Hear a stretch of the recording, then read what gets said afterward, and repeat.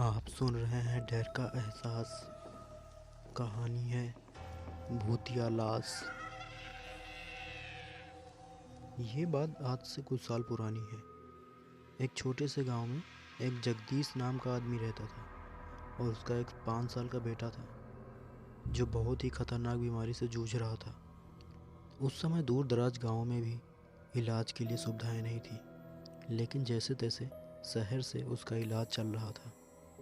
लेकिन दुखद बात यह थी, काफ़ी इलाज करने के बाद भी उसका लड़का बच न सका और एक रात उसकी मौत हो जाती है। रात में मौत होने की वजह से उसका अंतिम संस्कार दिन में करने का निर्णय लिया जाता है और उसी रात एक दूर के गांव में एक लड़के की कुएं में कूदकर मौत हो जाती है और जल्दबाजी में भी उसका अंतिम संस्कार भी लोग कर देते हैं।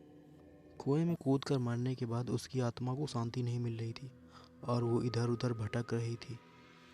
और दूसरी तरफ जगदीश के लड़के को दफन करने का बंदोबस्त किया जा रहा था। उसे नहलाया गया और उसे नहला धुलाकर कफन में लिटाया गया और फिर उसको जंगल की तरफ दफन करने के लिए ले जा रहे थे लोग। जंगल में पहुंचने के बाद उसकी लाश को कब्र के बगल रख दिए और लोग इधर उधर अपना व्यवस्था करने ही लगे थे कि तभी वो लाश खड़ी हो जाती है। ये देखकर वहाँ दफन करने गए लोग कुछ तो डर जाते हैं और कुछ घबरा जाते हैं कि आखिर ऐसा कैसे हो सकता है, मरा हुआ इंसान कैसे ज़िंदा हो सकता है। और उसके घर वाले उसका जल्दी जल्दी कफन निकाल कर उसे बाहर निकालते हैं। लेकिन लोग इस बात से बेखबर थे कि उसके शरीर में किसी और की आत्मा घुस गई है। लेकिन फ़र्क इतना था कि उस 5 साल के लड़के के शरीर में एक 20 साल के लड़के की आत्मा घुस चुकी थी। जितने भी लोग उसे दफन करने गए थे, वापस वो लोग खुशी खुशी उस लड़के को घर ले आते हैं। लेकिन वो लड़का घर आकर बहुत उदास रहने लगता है और वो किसी से ज़्यादा बातें भी नहीं करता था। वो अपने मम्मी पापा को भी मम्मी पापा कहने से भी इनकार कर रहा था। लोग बहुत परेशान थे और जब उसे लोग खाना देने जाते तो खाना भी नहीं खाता था। बहुत करने के बाद वो थोड़ा सा भी खा लेता था, बाकी नहीं खाता था। एक दिन जगदीश अपने बेटे को बाज़ार घुमाने के लेके जाते हैं। थोड़ी दूर चलने के बाद उसी बच्चे को वो कुआं दिखाई देता है और वो कुआं देखकर खुश हो जाता है और दौड़ता हुआ उस कुएं के पास जाता है और फिर अपने पिता को जगदीश को बुलाकर बताता है, देखो ये मेरा घर था और इसी में मैं रहता था और ये कुआं भी है।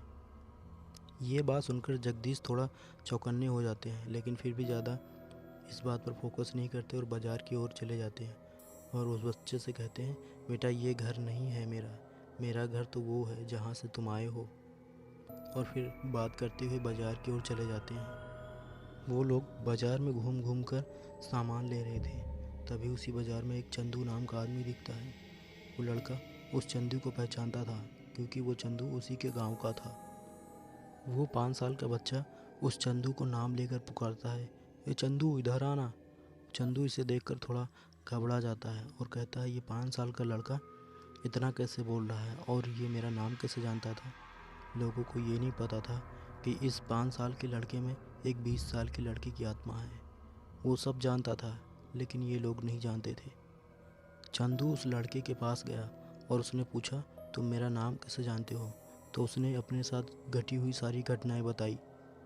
उसने बताया कि मैं कुएं में गिरकर बेहोश हो गया था और तुम लोगों ने मुझे मारा समझकर मेरी लाश को जला दिए थे।